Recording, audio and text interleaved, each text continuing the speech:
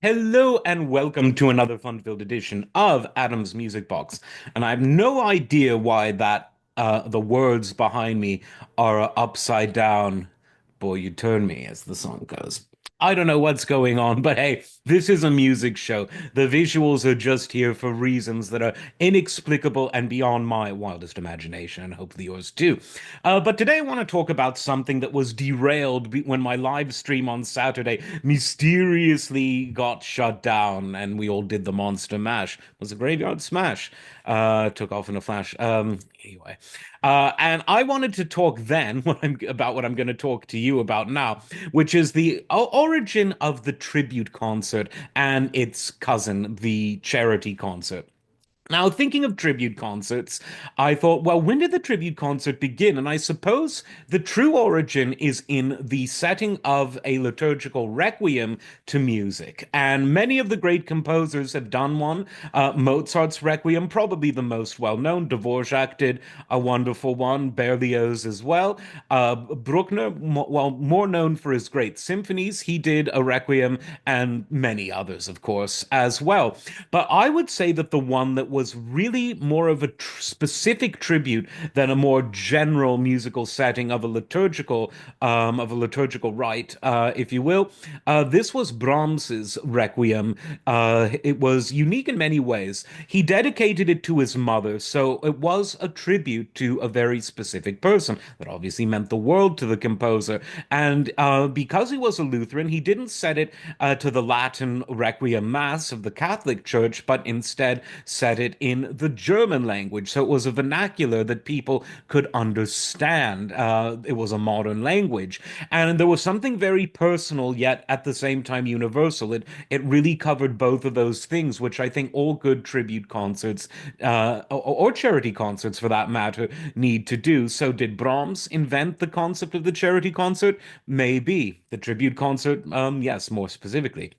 Now, in terms of the modern idea of the charity concert or tribute concert, because they follow a similar pattern, I think we have to go and credit George Harrison with his 1971 concert for Bangladesh.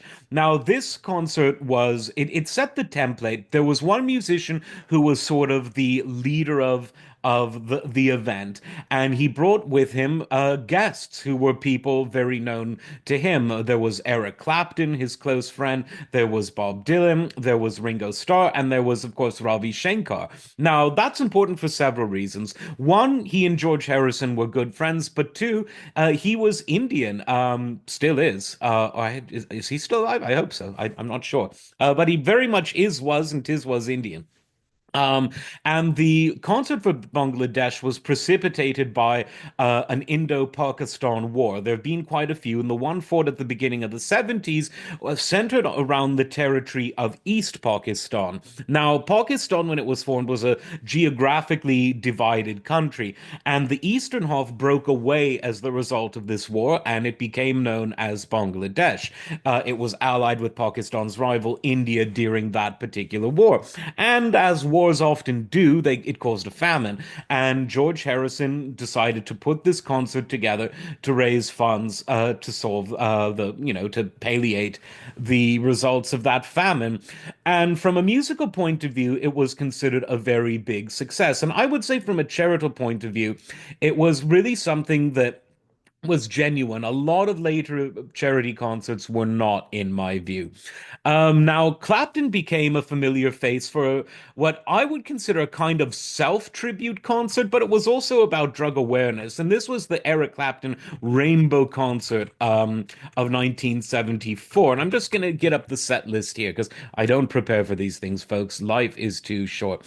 Now, it was a wonderful concert with a great one-time band, a sort of super group put together that featured, of course, Eric Clapton, featured Pete Townsend of The Who, featured Ronnie Wood of The Faces and the Rolling Stones, Rick Gretsch, wonderful bass player. He was, of course, in Blind Faith, from Blind Faith, Traffic, and a great solo career. Steve Winwood from Traffic and a great solo career, Jim Capaldi, and also a percussionist, an African percussionist who played a lot with Traffic and has a really cool solo album you should check out, Rebop Kwaku Ba. Say that three times fast in the shower.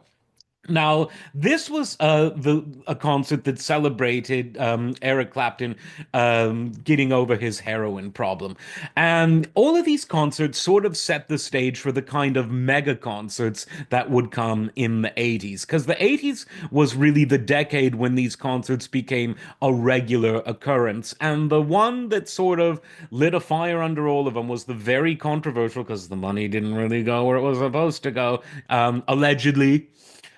This was Live Aid, and Live Aid was, of course, performed in two places at once through the magic of satellite television, and just about anyone and everyone under the sun was there.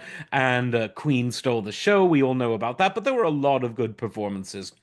And this then set off a chain of events where something that is now a regular occurrence began, and this was Farm Aid, because a lot of farmers were suffering in the United States because of the savings and loan crisis. And this concert was designed to raise funds for them and subsequent concerts as well.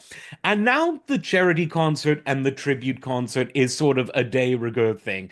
They resurrected Live Aid in the form of Live 8 in the early 2000s, and we see a lot of these concerts. Jim Capaldi himself, who died too young, frankly, had one in the early 2000s, and showing you that what goes around comes around. George Harrison had the concert for George when he sadly died, and that was in 2002. A wonderful concert that featured Jeff Lynne, Tom Petty, and a Prince version of While My Guitar Gently Weeps, with him doing the guitar solo, and he kind of stole that show.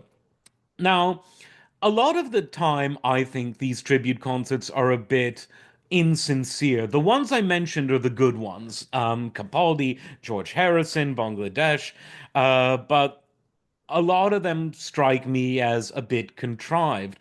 And it just makes me wonder if this genre is sort of played out. Now, we kind of got a sense of that because when Eddie Van Halen died, again, an irreplaceable musician, a lot of people thought that there should be a tribute concert to him. I'm actually glad there wasn't, because I think it would have just not been done right. I think because Eddie had such a unique sound, not that the other musicians didn't, but because everything about him just came from his personality. I think that the idea of trying to duplicate it in this sort of smorgasbord of musicians wouldn't have worked. And instead, I think what happened that was good was that two out of the four members of the classic Van Halen lineup went on the road and said, look, this isn't a tribute concert. We're just celebrating this music. I think that's the way to do it. And that's what, of course, Sammy Hagar and Michael Anthony did. And I hope that as we're getting to an era when a lot of the greats of late 20th century music are dying, I'd love to see more of these tour concepts rather than a single circus like extravaganza. I think it's much more real, it's much more down to earth, and instead of having a bunch of musicians on stage that have never played with each other before, because you need a bit of time to gel generally, I think just having people that are somehow connected to the musicians themselves celebrate the music of someone who's sadly died. I think that's probably going to be the most interesting way of handling this concept going forward. I think the tribute concert might be a bit past its date. But let me know what you think as always. And of course, like, subscribe, and we'll see you next time. Take care.